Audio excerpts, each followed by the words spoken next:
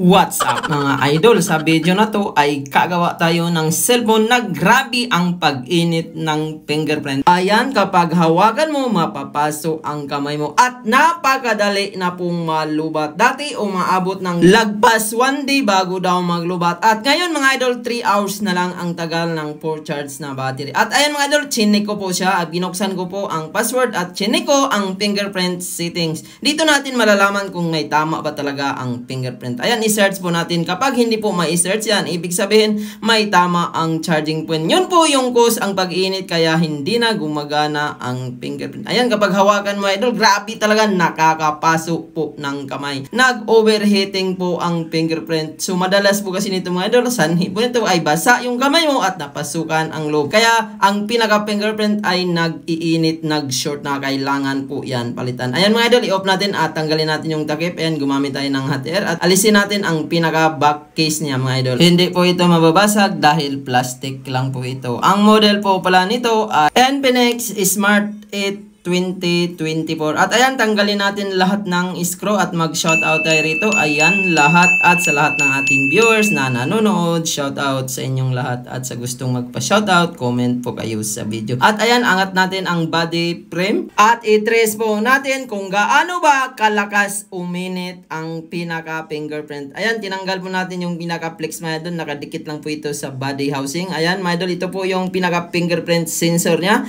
At ayan, tanggalin po natin mga idol at i-check natin. So, gagamit po tayo pala ng flux mga idol. At tiningnan ko naman ang fingerprint, wala kang makitang nasunog pero kinakalawang na siya. So, possible mga idol na nabasa ito. At ayan, i-trace natin. Gagamit po tayo ng flux mga idol. So, lagyan natin ng flux at i-open natin dahil kapag naka-on po siya, grabe talaga ang pag-init kaya nilulubat niya. At grabe ang takot pala ng may-ari nito nung dinala sa akin dahil di po niya ma-unlock or mahawakan ang pinaka-fingerprint. Grabe ang pag-init. At ayan, i-on na po natin. Pagmasdan nyo po, maigi mga idol. Kapag nakasalpag ang battery or ino-open natin, unti-unti pong umiinit siya. Ayan, nakauna siya at pagdating sa minong mga idol, doon po siya nag-overheat. Nagko-consume kasi ng battery. Ayan, pansinin nyo mga idol, ang bilis po na lusaw ng Amtech flux. So, grabe ang pag-init talaga niya. Kapag ito hawakan mo mga idol, talagang mapapasok po ang kamay mo. Ayan, pansinin nyo mga idol, ang bilis po niyang nalusaw kaya hindi talaga siya nahahawakan. Kaya pinagawa agad ng may-ari para magamit po niya ng normal dahil may anak siya. Baka daw pag hinawakan, mapasok pa ang kamay. Ayan mga idol, at buti na lang napakaswerte ng may-ari. Dahil meron po akong model na kaparehas niya. Patay po ito mga idol, pinagpipisahan ko na ito at yung fingerprint ay gumagana pa 100%